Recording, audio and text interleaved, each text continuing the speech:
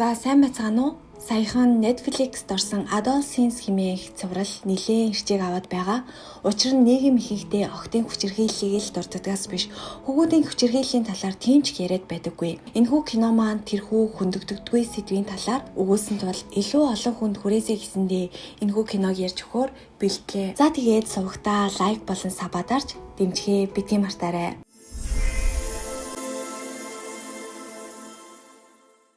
Кино бол Бекхэм хэмээх мөрдөгч, хамтрагч Фрэнкийн хамтаар өглөөний эргүүлдэ гарч буугаар эхэлдэг. Тэд хөвгчлөлтэй яриа өрнүүлж Бекхэмийн хүү сургуулаасаа бултах гэсэн орлогыг инээлтэн ярилцаж явтал гинэт яаралтай дудлага ирэв. Удалгүй цагдаагийн баг бүрэлдэхүүн Миллерийн гэрлөө дайран орлоо. Гэтэл сэжигдэн нь ердөө 13 настай Джейми Миллер гэх хүү байх бөгөөд тэрээр ахуйн хутаг ашиглан хүн хөнөөсөх хэрэгт сэжиглэгдэж байв. Цагдаа нар гэрт хүч дүрэн орж нотлох баримт хайж бүх зүйлийг эмх замраагүй болгов. Миллерийн гэр бүлийнхэн ч айдас тавтан зочирсан байлаа. Гэвч Бекхэм болон цагдаа нар Джеймитэй хүндэтгэлтэй харьцаж тэр сэтгэл зүйн хямралд орсон байхад нь элдгээр тайвшруулан түүнд эрхийг нь тайлбарлаж юу хийх хэрэгтэйг нь хэлж өгдөг. Харин Джеймийн эцэг ихт үүнийг том эндүрэл хэмээн үзэж цагдаа нараас эд хөрөнгийн сүйтгэсэн гих үндслээр зарга мэдүүлэх бэлтгэл хийж эхэлжээ. Гэвч хатагтай Миллерийг бүрчих гайхшруулсан нэгэн зүйл тохиолдсон нь Джейми эцэг нь болох Эди Миллерийг өөрт хараа хяналт тавих насанд хүрэж байхыг хүссэн явдал байлаа. Учир нь Эди бол түргэн уртай, дарамтад орвол бүрч хэцүү болж хувирдаг хүн гэдгийг бүгд мэднэ. Энэ үеэр Люк Бекхэм эртний нэгэн хэргийг санав. Тэрээр нэгэн удаа аав нь хүүгээ зодож хүчирхийлдэг байсан хэргийг мөрдлөг явуулж байжээ. Тийм учраас Бекхэм энэ удаа Джейми болон Эди хоёрын харилцаанд эргэлзэж эхэлсэн юм. Удалгүй сэтгэл зүйч Джеймид үнэлгээ хийхэд тэр ухаалаг нэлээд сэргэлэн нэгэн болох нь тогтоодов. Мөн Бекхэм түүнд шүүхийн томилсон өмгөөлөгч Полийг олж өглөө. Өмгөөлөгч ч ихэндээ мэдүүлгийг авч эхлэх үед өнгөрсөн шөнө 22 цаг 13 минутанд аллаг гарсан нь тодорхой болов. Джеймигийн гар дээр маажуулсан шарх байсан бөгөөд хэргийн газарт түүний цусны улмөр илэрсэн байв. Гэвч Пол хэргийг гүндгээрэлэн судлахад Бекхэм хамтарч ажиллахыг хүссэнгүй. Тэгтэл Джейми эмнэлгийн үзлэгт тайван хандаж байхад харин Эди эсэргүүцэж маш их урлаж байлаа. Цагдаа нар үзлэг хий, зайлшгүй шаардлагатай гэж үзэхэд Полч үүнийг хүлээн зөвшөөрч Джейми татгалзах аваас түүний хамгаалалт бүрэл сулрахыг анхаарууллаа. Бэлтгэл ажлын хүрээнд Пол Джеймиг хэрэг хариултаа сайн мэдэхгүй бол no comment буюу хариулт өгөхгүй гэж хэлхийг зөвлөсөн юм. Үүнийг туршихаар тэр Джеймигээс өнгөрсөн шөнө хаана байсан талаар асуухад хүү зүгээр л no comment хэмээн хариуллаа. Эди үүнд санаа зовж эхэлсэн бөгөөд Пол цагдаа нар Джеймиг зөвхөн сэжгэлсэндээ барьж ирээгүй. Харин тодорхой нотлох баримт байгаа гэдгийг ойлгуулахын тулд гэж оролдов. Эцэст нь Эди хүүгээсээ үннээ хэлхийг шаардсан ч Джейми өөрийгөө гин буруугүй гэж итгэлтэйгээр мэдүүлэхэд Эди түүний үгэнд итгэсэн мэт харагдав. Удалгүй цагдаа нарын байцаалт эхэллээ. Джейми ихэндээ цагдаа нарт no comment гэхээс өөр хариулт өгөхгүй байсан ч удалгүй тэд түүний Instagram хаягийг дэлгэн үзүүлв. Өмнө нь тэр сургууль дээрээ асуудалтай байсан бөгөөд хэдийгээр ухаалаг сурагчиж гэсэн загвар өмсөгчдийн зураг постолж бүдүүлэх хандлага бүхий сэтгэл бичдэг байжээ. Тэрээр Райан болон Томи хэмээх найзуудтай бөгөөд юу ч хийсэн Томигийн завраар хийдэг гэж мэдгдсэн юм. Гэвч цагдаа нар илүү хүчтэй нотлого гаргаж ирлээ. Джеймигийн гутал хэргийн газраас олдсон байв. Үүнээс гадна хохирогч болох Кэти Леонардын нэрийг дуртахад Джейми тэр дорн тэр нас барчихсан уу хэмээн асуув. Бекхэм энэ хариу үйлдэлийг анхааралтай ажиглав. Харин Фрэнк хүүхдүүдийн хооронд ямар нэгэн бэлгийн харилцаа байсан хэсгийг гайхан бодов. Тэгээд Джейми тэр шөнө Кэтиг хараагүй гэж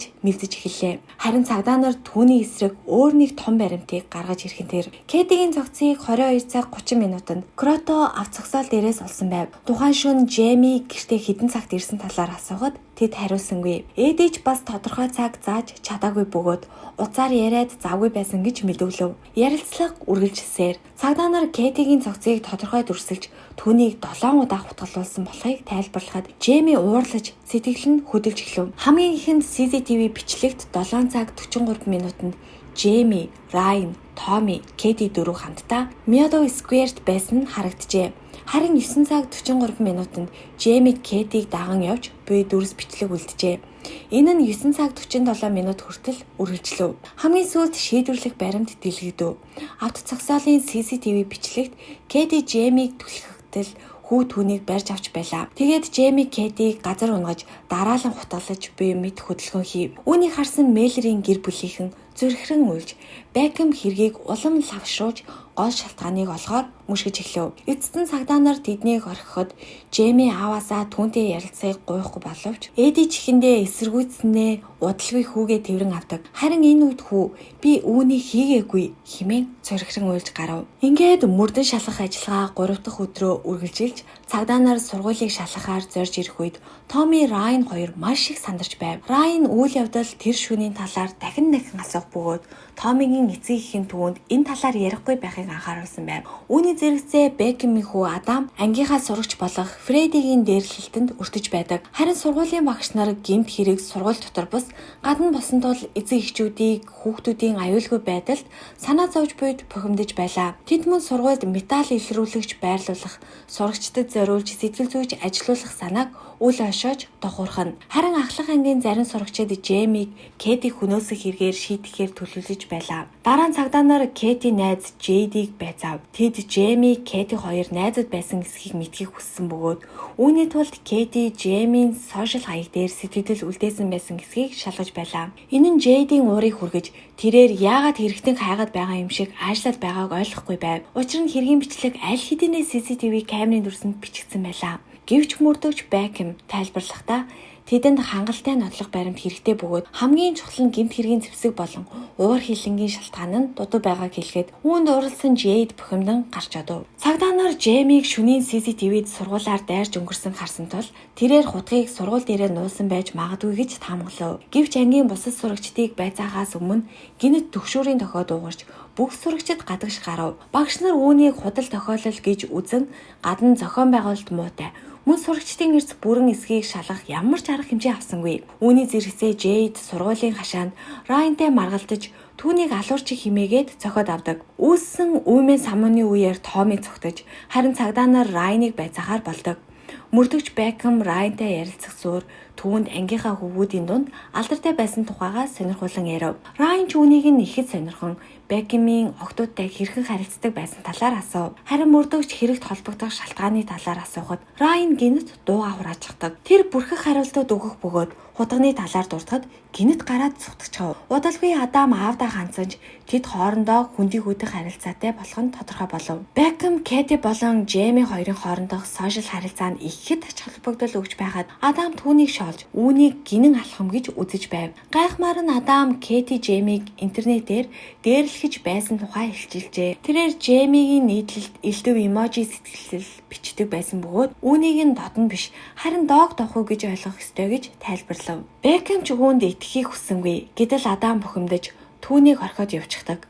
Гэвч мөрдөгч гинэт ойлгосон нь өөрийнх нь хүүч гэсэн дээрлэхүүлж байгаа юм байна гэсэн бодол байлаа. Бекхэм Адамыг тайвшруулахыг оролцсон ч хүү түүнээс зайлсхийж байв. Удалгүй мөрдөгчид сургуулийн орчин ямар сүрлийн байдалтай байгааг хэлцэв. Хариуцлагагүй багш нар хитрхи тогшин сурагчид гээд бүх зүйл асуудалтай байлаа. Мөрдөгч Фрэнк ихэд урам хугарч үргэлж алуурчны талаар л сонирхдог. Хохирогчдыг мартах хандлагатай нийгмийг шүүмжлөв. Харин Бекхэм хариулахдаа хэрэгтний сэдлийг олох нь хохирогч болон түүний гэр бүлд хаалт болж өгдөг хэмэв. Удалгүй Бекхэм Райантай дахин уулзахыг хичээсэн ч тэр дахин зогтов. Энэ удаа мөрдөгч хүү гүйцэж барахын тулд араас нь хөөж гудамжны буланд баримжиллаа. Райан эцэст нь Томи бүх зүйлийг мэдэж байгаа гэж хүлээн зөвшөөрөв. Гэвч мөрдөгчид түүний үгээр тогтоохгүй илүү гүнзгий байцаав. Райан эцэст нь бууж өгч худаг анханасаа өөрийнх нь байсан бөгөөд Джейми Кэтиг зүгээр л айлгах ёстой байсан гэж хүлээн зөвшөөрөв. Үүний дараа Райаныг аллах төлөвлөсөн хэрэгээр баримчилж Бекхэм Джеймиг албан ёсоор хүн амны хэрэгт буруутгах тушаал гаргав. Харин нөгөө талд Кэтигийн ам өргөцсөн газар Эди гашуудан цэцэг өргөж байлаа. Энэ явдлаас хойш 7 сарын дараа Джейми олон сэтгэл зүйчтэй ажиллаж ирсэн ч ээлжид нэг нь болох Брайны гих эмэгтэй түүнтэй нөхөрсөг хүчлээ байдлаар харилцаж тодорхой ахиц гаргаж эхэлжээ. Гэвч Брайны ирэх үед Джейми өөр нэг хоригдолтой задлсан байв. Түүнийг тайвшруулахаар Брайны түүнд дуртай хоол, ундаагийн навчирч, ярилцлагын эхлэл тун сайхан өрнөн. Тэд хөвгчлөлтэй байдлаар харилцаж, энгийн зүйлсийн талаар ярилцаж эхэлнэ. Брайны өөрийн өвөө эмээгийн талаар дурдж, улмаар Джеймигийн өвөө эмээ түүний гэр бүлийн ирчүүдийн талаар асууж, яриаг зөөлөн удирдана. Гэвч Джейми энэ тактикийг анзаарч, түүнийг сэтгэл хөдлөлөө илэрхийлэхэд хөдлөх гэж байгааг ойлгоно. Тэрээр Брайаныг өөрийг нь хуурч байна хэмээн сэжиглэж, Брайаны түүнийг тайвшруулж, өөрийг нь түүнтэй сүргэлтийг хүссэнгүй. Харин ч түүнийг ойлгоход туслахыг хүсэж байгаагаа тайлбарлана. Түүний бичих тайлан шүүхэд Жеймиг илүү сайн ойлгоход нөлөөлнө гэдгийг тайлбарлахад Жейми бага зэрэг тайвширна. Гэвч ярилцлага үргэлжлэх тусам Жейми улмал тогтворгүй байдалтай болж байгаа нь тодорхой болно. Тэрээр ихэндээ чин сэтгэлээсээ хөвгөлтэй байх, дараа нь ёжлож өгөөдөх зэрэг сэтгэл хөдлөл нь ээлжлэн хэлбэлцэж байв. Гэр бүлийнхэн талаар тэр дундаа аавынхан талаар асуухад Жейми бухимдаж эхэллээ. Тэр зодооны талаар ярихыг хүсдэггүй бөгөөд Брайаны илүү гүн ухаж эхлэхэд уур нь хурж эхэлдэг. Энэ мөчид Брайаны үннээ хэлхээс өөр аргагүй болно. Тэрээр Жеймигийн эр хүн байх тухай бодлыг нь ойлгохыг хүсэж байгаагаа хэлнэ. Жейми аавынхаа талаар тэр их ууртай хүн гэж хүлээн зөвшөөрдөгч, даруйхан гэхдээ тэр хүчирхийлэгч биш хэмээн нэцаана. Тэрээр Брайаны өөрийн аавыг нь асуудалтай нэгэн гэж дүгнэхүй хэмээн айж байгаа нь илт байлаа. Жейми аавтайгаа спортын тал дээр ихээхэн асуудалтай байдаг гэдгээч бас илэрхийлнэ. Тэрээр аавтайгаа хөл бөмбөг тоглодогч, алдаа гаргах бүрдээ готролд ордог. Учир нь аав нь түүнд үргэлж өндөр шаардлага тавьж, алдаа гаргахад нь ичгүүртэй байдалд оруулдаг юмсанж. Гэхдээ Брайаны энэ бүхнийг сонсоод ямар нэг хатуу хариу үйлдэл үзэрлээгүй Жейми ихэд сочирдно. Тэр өөрийг нь шүүмжиж буруутгах гэж хүлээж байсан ч Брайаны түүнд тийм зүйл хийсэнгүй. Түүний урд өмнө харж байгаагүй энэхүү сэтгэл зүйн арга барил нь Жеймиг улам уурлуулад авдаг. Эцэст нь тэр тэсэлгүй. Хэрвээ би жинхнээсээ алуурчин байсан бол шийтгэлээ хүлээх байсан хэмээн хашгирч ширээн дээр байсан аягийг шидэж бүдүүлэг үгс хэлэн орилж эхэлдэг. Тэгээд харуулууд өрөөнд орж ирэхэд тэр уучлахгүйж дахин нэг ундаа авахыг гуйдаг. Харин Брайаны гаднаа 54 хэсэг хэдийч өрөөнөөс гарангуудаа маш их ядарч бухимдсан нь илэрхий болно. Тэр CCTV камерын бичлэгийг үзэж хамгаалагч түүнээс Жеймигийн биеийн хилэмжээс ямар нэг зүйл олж харж чадах эсэхийг асууна.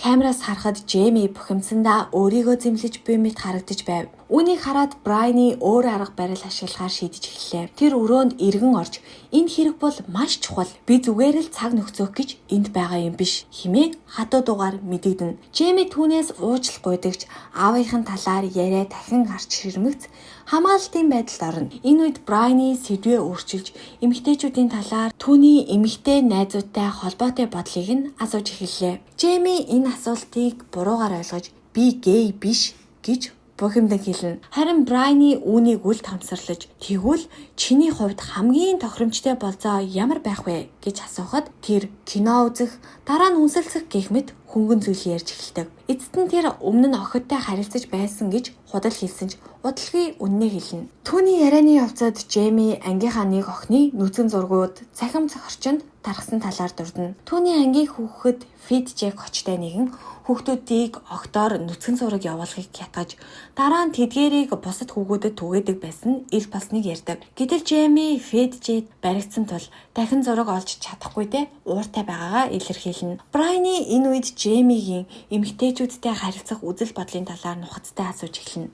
Гэтэл Жейми надад хинч дурлахгүй. Би бол царай муутай нэгэн гэж гомдлох бөгөөд Брайаны үүнийг тодруулж асуухад тэр игдүүцэн бухимдана. Тэр Брайаныг өөрийнх нь үгийг мушгин гуйвуулж байна гэж үзээд түүн лөө ууртай ширтэж айлахыг оролдоно. Гэвч Брайаны түүнийг тайвшруулж түүнийг болон түүний найзуудын гадуурхдаг дээрлэхэлтийн талаар ойлгож байгаагаа хэлнэ. Дараа өдөр нь Жеймигийн сошиал медиа хэрэглээний талаар ярилцаж эхэллээ. Яагаад өөрийнхөө зургийг биш, харин загвар өмсөгчдийн зургийг постлохыг асуув. Тэгээд Кэтигийн тухай ярихад Жейми түүнд хүйтэн хандаж өөрийг нь ойлгох гэж худлаа хичээж байгаа мэтээр дооглож гардаг.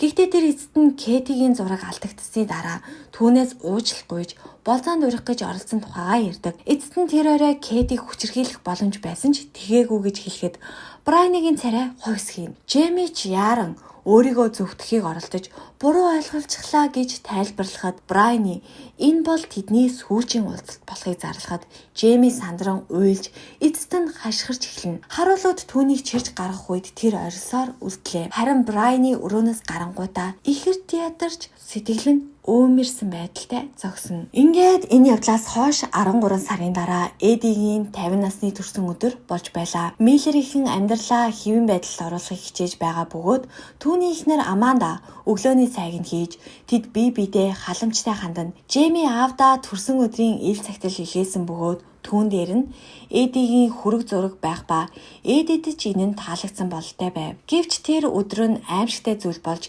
хэн нэгэн тэдний машиныг эвдэн сүдгэж педофил гэсэн утгатай доромж үг бичиж орхисон байдаг. Хуршууд нь үүнийг хэн хэсний хэлхээс татгалзав. Эди бүх зүйл зүгээр мэд дүр үзүүлэгч Аманда түүнээс үннийг хүлээн зөвшөөрөхийг шаарддаг. Гэтэл тэдний том охин Лиза үүнд нь бухимдаж Аманда түүнтэй ярилцахыг оролддог. Лизад ч энэ бүх доромжлол утгагүй санагдаж байгаа тул эцэгийнхээсээ хол байхыг хүссэнгүй. Джейми бол зүгээр л алдаа гаргасан хүүхэд. Харин Эдид ч ямар ч буруу байхгүй хэмээн бодож байлаа. Эди гадаа гараад машин дээрх бичгийг угааж арилгах гэж оролдох боловч амжилт олсонгүй. Яг энэ мөчөд дугуй унсан хэсэг хүүхдүүд түүнийг шоолон доромжлоод суугтчихдаг. Энэ нь Эдигийн төсвөр төвчээрийг эцэст нь хүргэж гэр бүлээ дэлгүүр орж хэрэгтэй зүйлсээ авахыг санал болгоно. Замдаа Эди Лизаг хөгжөөхийн тулд хошигнож гадагшаа гарах төлөвлөгөө зохиож түүнийг тайвшруулахыг хичээнэ. Эндээс бид тэд гэр бүлийн хосын сэтгэл зүйн зөвлөгөө авдаг болохыг олж мэднэ. Тэд кино үзэж, оройн хоол идэхээр төлөвлөж, өнгөрсөн үеийн дурсамжаа хуваалцсан. Аманда Эдиг залуудаа их бүжгэлдэг. Хүмүүс юу гэж бодох нь огт хамаагүй. Тэр маш их хошин шогийн мэдрэмжтэй байсан тухайг хэлдэг. Гэвч дэлгүүрд ороход уур амьсгал тэр дороо үргэлжлэгдэнэ. Эдигийн будагтай машиныг харсан ажилтан түүнийг таньж Джеймиг хэлс хэрэгт гүтгэцэн гэж итгэж байгаагаа хэлэхэд Эди ч хэсэг зуур гүн бодолд автдаг. Дараа нь тэр машиндаа эргэж ирэхэд өмнө нь түүнийг доромжлоод цогцсон хүүхдүүдтэй дахин тааралдчихдаг. Тэгээд тэдний нэгийг барьж аваад машиныг нь будсан хэрэгт сэжиглээд нэлээд ширүүн зандраад авдаг. Өнөөхөн ч айсандаа хурдхан цогтох бөгөөд Эди ч дороо машина будгаар шийддэг. Тэгээд Миллерийнхэн машиндаа суун явах замд Джейми Эди рүү утастан төрсөн өдрийн мэнд хүргэнэ. Тэр энэ мөчөд анх удаага өөрийн гин бурыг хүлээхээр шийдснээ илэрхийлэх бөгөөд Эди үүндэн цочирдож юу ч хэлж чадалгүй дууга хураачдаг. Аманда Лиза хоёр Джеймитэй юу ч болоогүй юм шиг ярилцах боловч дотроо уйлж буй тодорхой байлаа. Джейми ч энэ бүхнийг анзааралгүй яриагаа үргэлжлүүлж байгаад удалгүй уцаа тасалдаг. Өнөө хідэж гэртээ ирэхэд Эди кино үзэхдээ бэлдэж бүх зүйл хэвэн байгаа мэтэл айшилж байв. Гэвч Аманда үүнд бухимдаж түүнийг үннийг хүлээн зөвшөөр гэж шаардна. Эди үүнийг хүлээн зөвшөөрч чадахгүй. Учир нь тэр Джеймиг алуурчин гэж итгэж чадахгүй байв. Харин энэ үед Аманда өөрийгөө буруутгаж эхэлнэ. Тэр Джеймигийн асуудлыг эртхэн анзаараагүйдээ харамсаж өөрийгөө буруутгах болсноо илэрхийлнэ. Тэд нэг нэгэндээ буруу тохиж эцэст нь интернетийн аюул болон хүүхдүүд ганцаараа байх үедээ юу хийж байгааг эцэг эхчүүд хянах боломжгүйг ярилцсан. Эндээс бид Эдигийн бага насны талаар олж мэднэ. Түүний эцэг нь түүнд хүч хэргэлдэг байсан бөгөөд Эди өөрөө хүүхдтэй болохоор тэдэндээ хизээж гар хүрхгүй гэж амлаж байсан аж. Тиймээс л тэр Джеймиг хөл бөмбөөр хичээлгүүлж илүү хүчтэй болохыг хүсэн ч бусад эцэг эхчүүд болон хүүхдүүд нь түүнийг шоолон инээлддэг байсныг тэр тэсч чаддаггүй байжээ. Джейми хөл бөмбөгөөс бокст дараа нь уран зурагт гих мэтчлэн хэд хурдан сонирхлоо өөрчилдөг байсан ч түүнд компьютер авч өгөх үед тэр өрөөнөөсөө ч гаралгүй тэндээ бүгдэг болсон гэдгийг хуваалцсан. Миллерийнхэн ч хүүгээ илүү их ойлгож түүнд туслах ёстой байснаа ухаарч харамсгааж байлаа. Эцэст нь Эди Джеймиг баримтлах үед түүний албан ёсны насанд хүрсэн хянагчийн оронд өөрийг нь барилгахыг хүснэ зөвхөн хамгаалуулах гэсэндээ биш. Харин аав нь түүнд итгэхийг мэдэж байсан учраас гэдгийг ойлгоно. Гэсэн хэдий ч Эди өөрийн бодлыг өөрчилж хэрэв Аманда тэнд байсан бол бүх зүйл өөрөөр ирэх байсан гэж үзнэ. Гэтэл Лиза энэ мөчөд өрөөнд орж ирэн кино үзэхэд тохирох хувцас сонгох талаар ярианы сэдвийг өөрчилнө. Эди ч дэлгүүрт болсон хэргийнхээ төлөө уучлалт хүсгээд Лиза инээмсэглэн тэр хүүхдүүд л хэлж муухай зан гаргасан шүү дээ хэмээн хариулдаг. Гэсэн ч тэр хаашаач нүхийг хүсэхгүй хааж байлаа гэсэн хүмүүс адилхан байх болно гэж хэлнэ. Тэр Джейми үргэлж тэдний амьдралын нэг хэсэг байх болно гэж хэлээд гэртээ үлдээж хамтдаа кино үзэх санал гаргадаг. Удалгүй Эди Джеймигийн өрөөнд орж ирэн орон дээр нь байгаа Теди баавгайг эвтэйхэн засаж тавиад гарна. Энэ мөчөд тэр үнэнтэй нүүр тулж бодит байдлыг хүлээн зөвшөөрсөн байлаа. За ингэснээр энэхүү 4 ангитай кино маань төгсөж байгаа юм. Кино таалагдсан бол сувагтаа лайк болон subscribe дарж дэмжихээ битгий мартаарай.